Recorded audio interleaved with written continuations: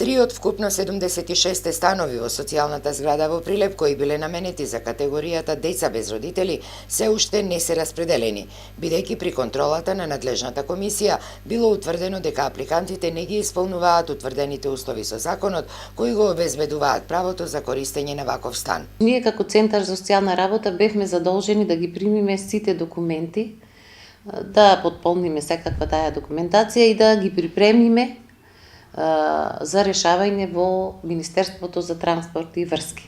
Значи, тоа беше направено во законски, значи ги испочитувавме сите рокови. После тоа се пристапи на посета од страна на комисија составена од членови на Министерството за транспорт и Министерството за труд и социјална политика. Посета таа процедура, останати се уште 3 стана кои не се доделени.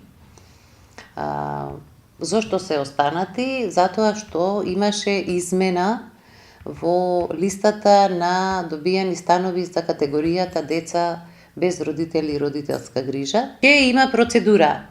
Како, на кој начин, значи тоа ќе си одлучи Министерството за транспорт и врски.